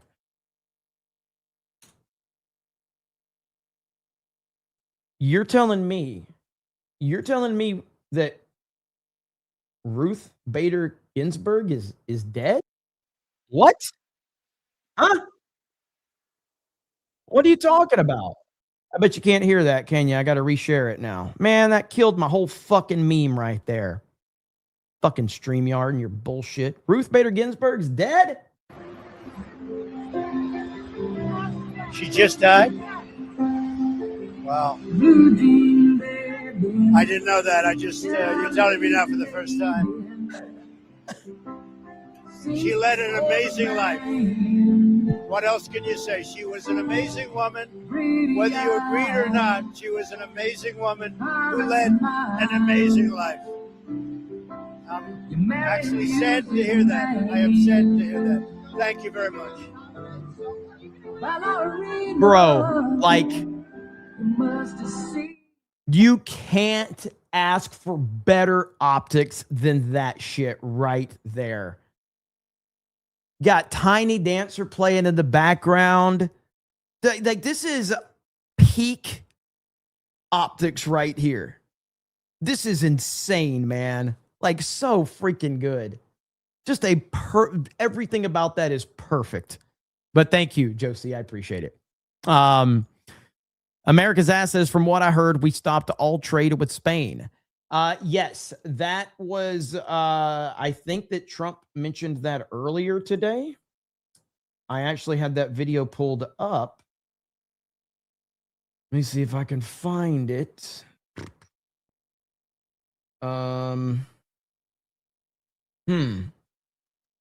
Yeah, here it is right here. And we'll look to see as the president is now sitting down with NATO Secretary General. You're seeing this live on your screen right now. Let's listen as the president may have plenty more to say about these developments overnight in Iran. And I think it was really, I would rate it a 10, maybe a 12. A bit of a small balance. 12. Yeah, that's beautiful. Everything is beautiful. And we've had some very good meetings, in particular with Turkey and trade. And now we're meeting with everybody today. As you know, we have a very big meeting with lots of leaders from, I think, every country, right? Every country showed up, every NATO country. Yeah. Plus, we have a couple that aren't in NATO that would like to be in NATO, I guess. But it's been very successful. It's been a fantastic meeting. So I'll be having a news conference. Oh, we got the Islamic Republic of Japan IDOT from Tree Bear right there. That is cool as shit, actually. Islamic Republic of Japan. They have to have finished it at about 4:30, 5 o'clock. And I assume most of you will attend. But a lot of things have been determined and some things haven't, frankly. We attacked very powerfully last night the very dangerous people from Iran. They're sick. There's something wrong with them. We said, go and do your funeral stuff. And instead of that, they start shooting rockets at ships yesterday. And so we hit them very hard last night, very hard. I would say 20-1, 20 times tougher. And I told them every time you hit, we hit. And of course, they're dirty players, so they go after everyone, probably including me. I've been number one on their list for years. And they're a bunch of scum, you want to know the truth. They're scum. And so we don't like them. I don't like them. And they're evil people, and it's the denuclearization of Iran. And we're going to denuke it. We're not going to let them because they're crazy, and they can't have a nuclear weapon. And they go around killing people. They've killed thousands and thousands of our soldiers. They've killed hundreds of thousands of innocent people. They had the roadside bomb, Soleimani. I took care of him, first term. And that was a big thing because I think it probably would be a lot stronger had he been around because he was a bad guy, but he was an evil genius, but a bad guy. And he was the father of the roadside bomb. The roadside bomb is a bomb that goes on when you're driving your little vehicle around, and it goes on and you have no legs, no arms, and no face. And they've killed thousands and thousands of people. Even the SS Cole was theirs. You know, if you remember that disaster. So I don't like them at all. And frankly, I think we waste a lot of time with them. I think we should just do our business. Can you imagine? They start shooting bombs, actually missiles at ships yesterday. Saudi Arabia, Kuwait, a couple of others, and they don't. I don't think they know what the hell they're doing. But they're bad people, very bad people. I think they're incompetent, by the way. Because if they were competent, they would have made a deal a long time ago. Like, how about 47 years ago? So they've been in trouble for 47 years. And we took out their first set of leaders. We took out their second set of leaders. They want to take out the U.S. leader, me. I'm on every list. I saw things this morning. I'm on every single one of their lists. And so far, I guess I've been a little bit lucky, but that maybe doesn't last very long because that's the way it goes. But we have great. I'm really I don't like that he's constantly talking about this. I don't like this at all. He has made a lot of comments about how he's number one on all of their assassination lists. That is very concerning right now. Very concerning. Great people, but these are evil, sick people, and we have to rid their cancer. Their cancer. And you know what you do? You got to cut out cancer early. And that's the way I feel. And I want to thank Mark. He's been a great Secretary General of NATO. I'm not happy with NATO because of what they did with Greenland. And I'm not happy with NATO because of the fact that they didn't want to help us with the number one state sponsor of terror. That's Iran. They were unwilling to help us. Now, in all fairness, they didn't speak to Mark about it. I think if I did, it might have been different. But we didn't need help. But I was really testing. I wanted to see whether or not they'd be there. And the answer is they were. I spoke to Germany. I spoke to France. Spoke to UK. Spoke to Italy. I didn't speak to Spain. Spain is a wasted cause. We don't want to do any trade business with Spain anymore, by the way. I'd like you to cut it off. Spain is a terrible partner in NATO. They don't participate. They don't pay. I don't want anything to do with Spain. Cut off all trade with Spain, please, including visits. Okay, we don't want anything to do. Watch them come running back. Oh, they'll come running back. They treat this man terribly, and this man's a good man too, great man. They're lucky they have him. But Spain doesn't agree to anything, and you shouldn't carry him. I mean, you sort of automatically carry because you're protecting an area, so they're there. So they probably figure they have to protect us, right? But we don't have to. We don't have to trade with them. I don't want to do any more trade with them. All right? Yes, take it immediately. Don't even talk to them. They're hopeless. Bad people because, you know, they have everybody else going and paying and working. In Spain, in particular Spain, there are a couple of others, but in particular Spain, they're open about it. They're hostile about it. And let's see how hostile they remain when they call up and they, please, we want to trade with you, sir. We want to trade with you, sir. They make so much money with us, and we're going to see that they make a lot less. I want no business with them. So other than that, we're having the big meeting in a little while, and I'm going to relate my problems. Greenland is a big problem for us. And the other big problem is the fact that when we wanted them, we didn't want them badly, but we did say, if you want to join us, and they all said no. But when they could have, they weren't there for us, and we've been there for them. We spent over $1 trillion over the last short period, $1 trillion, in order to protect these countries from Russia. And has nothing to do with us. We have an ocean, but it's been a long-term thing, and they haven't treated us right. And Mark understands that. He understands that. And we're going to work something out, I think, one way or the other. But we've been treated unfairly. We pay disproportionately.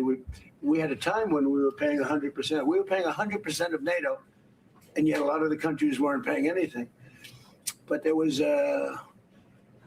calls made a few weeks ago. I spoke with UK, and the prime minister said, well, we don't want to help you now, but we'll help you when the war's over. I said, that's not good. And likewise, I spoke to Germany. They didn't want to help. Spoke to France. They didn't want to help. Nobody wanted to help.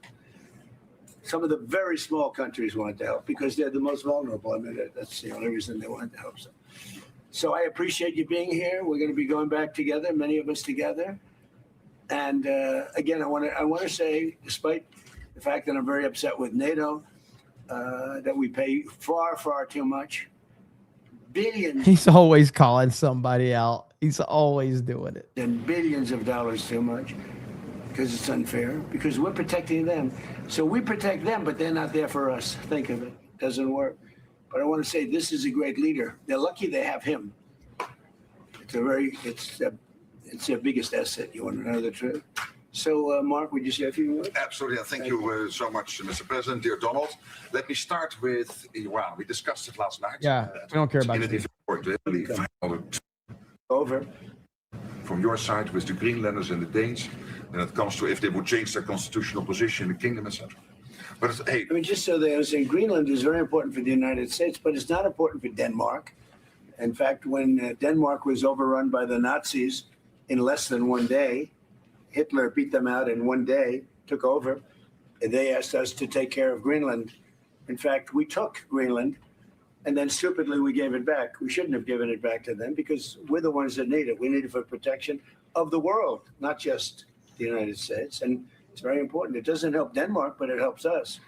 And it's very important for us. And again, they were defeated very quickly. Denmark was beaten in one day, less than one day, by the Nazis, by Hitler.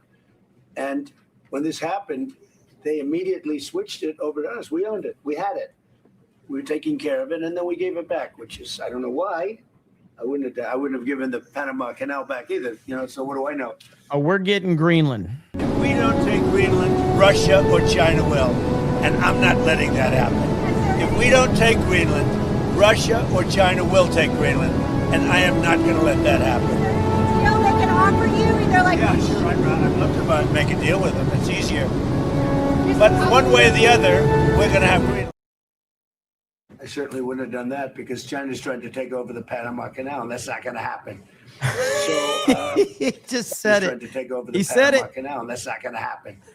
So, but I just, it's interesting. I'm very unhappy with NATO, and yet this man is a great leader, and he gets it. He gets it maybe better than some of the leaders. But also your allies get it, thanks to you, and that is important. I could not do this without you. It's too bad Biden didn't do it, or Obama. Hey, but you're here now, Obama. and you're in Trump 45, and Trump 47, in total, more than $1.2 trillion.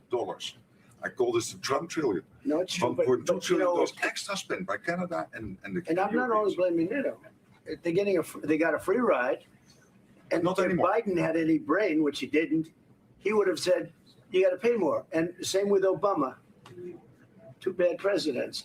But they could have asked, and you would have done that too. It would have been, who knows? But who knows if they would have done it. happen, and it is And huge. it should have happened years ago, and it couldn't. But Obama didn't do it, and Biden didn't do it, and frankly, Bush didn't do it either.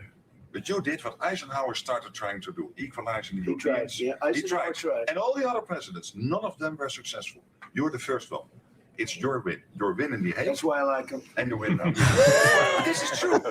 Without you, this would not have happened. Really, Do you have any questions? Mr. President, is the ceasefire over? Is the ceasefire done? Is the MOU dead? It's a very interesting question. To me, I think it's over. I don't want to deal with them anymore. They're scum. You know what scum is? They're scum. They're sick people. They're led by sick people. And they're vicious, violent people. And if they had a nuclear weapon, they'd use it. As far as I'm concerned, it's over. I'll speak to our negotiators. They want to negotiate. They're good people. Steve Woodcoff, Jared Kushner. But they have to come back to me. As far as I'm concerned, it's just a waste of time dealing with them. They're liars. We make a deal. And if I make a deal with him, we have a deal. And he goes out, he talks. We make a deal. Everyone's agreed. No nuclear weapon.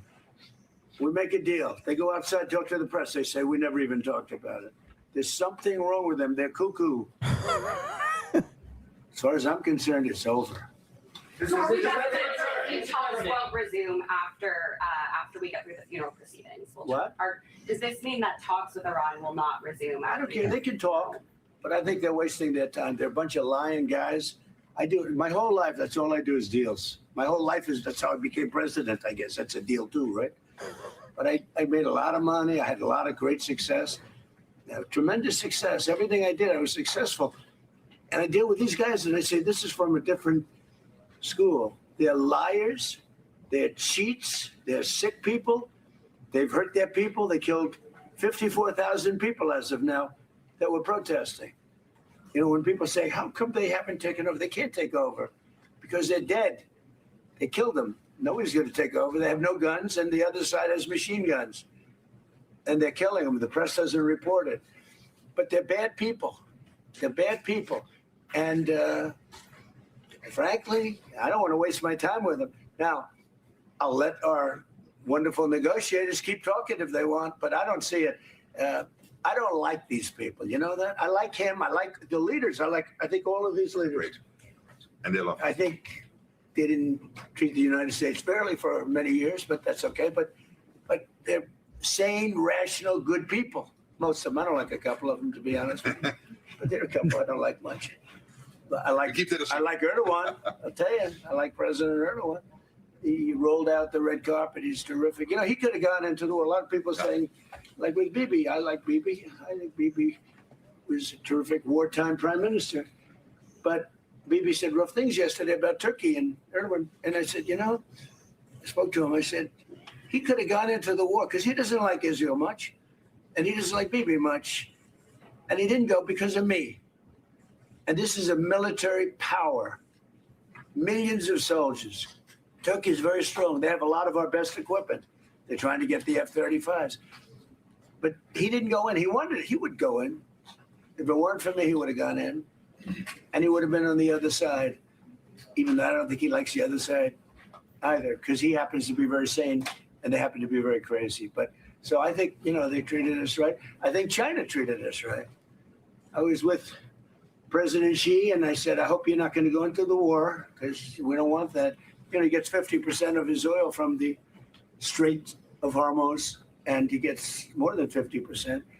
And he never went into the war. He didn't supply him equipment. You know, he was great. I'm a big fan of President Xi. A lot of people say, oh, why? You know. So there you have it. There's that clip right there. So I just saw this. This is really fucking cool. The Weather Channel is starting to let you opt into a retro version of the forecast, and it includes music and everything. That is amazing. Holy crap. I just tried it, and yes, it works. So you can opt in to that. This brings back so many memories right here. And it has the music and all. Get out of here, man. That is freaking cool as hell. And yeah, it is hot. Rare Weather Channel dub. Yes, it is. So you can, I guess you can use that link right there. But yeah, I just tried it though. weather.com/retro. And you can get the retro vibe. That's great. Now, if they could do that with everything so we could get rid of this new age bullshit, I think we'd all be pretty happy. Heavy D says that Trump having flashbacks to World War II, Lamal. Mobile. I just didn't want to say your name fast, but holy shit, it's one of the thumbs from the Spy Kids. Fear the Neck Do says $1. Thank you. Pacnanimous says PSA. Kentucky changed law in 2024. Governor stripped of power to appoint senator in interim prior to special election. Seat remains vacant. The hell's going on in Kentucky? Beastman says Whiskey Hotel theme on Modern Warfare 2 is pure goated in my opinion.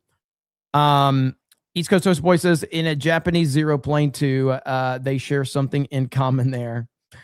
And with that, we're going to call it. I got a gaming stream tonight, but I'll probably be live again before the gaming stream. If you guys want, I'll stream my perspective on D-Day Cobra Gaming. So we are playing Mario Kart World tonight for the Geeks and Gamers Play stream. and I might just stream my perspective. There's new updates. So if you're interested, if you want me to stream my perspective on D-Day Cobra Gaming, I could do that. I'll probably do a CobraCast before the stream starts, before the gaming stream. If you're interested, please do CobraCast tomorrow night. Is there anything going on tomorrow night? I do have to travel during the day. So more channels to mod. Yay. That's right, Ladybug.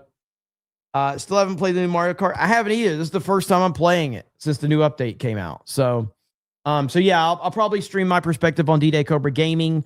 But other than that, thank you guys for hanging out with me. I really appreciate it. I hope you have a good evening, and I'll see you a little bit later for probably another CobraCast and then gaming stream tonight. So have a good evening. We'll talk to all of you later. Bye, everyone.